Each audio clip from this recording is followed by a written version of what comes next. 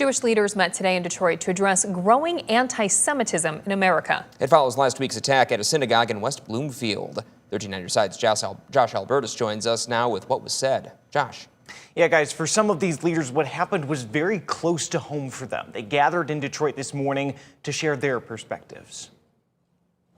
Days after a car ramming attack and shootout at Temple Israel in West Bloomfield, people continue to grapple with what happened at this major site for many in the state's Jewish community. And this was not just an attack on one building.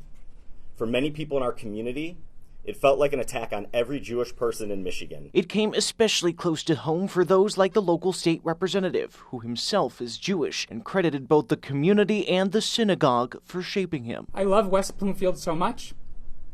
It is not a place that gets a lot of notoriety, good, bad, or indifferent.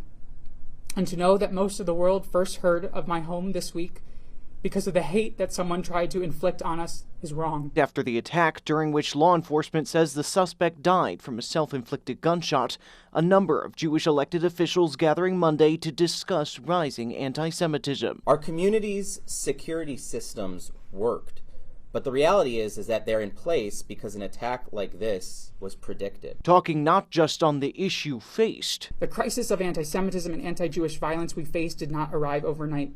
It arrived through the passivity and silence of far too many individuals and institutions who would never accept this type of hatred and violence targeting their own community. But also on efforts to help fight it. Thanks to the persistent work of Representative Arbit, we now have better laws on the books that expand who is protected under the state hate crime statutes and have more stringent penalties attached, and that provide prosecutors with better tools to combat and prosecute hate crimes, as well as institutional desecration. The leaders sharing their perspective, but also clear messages. This is not just a Jewish problem. This is a problem for all of us as Americans. Members of the public and political leaders alike have a crucial responsibility to dial down the rhetoric. We said last week all children and staff inside the building that day were identified as safe, and the FBI was continuing their investigation.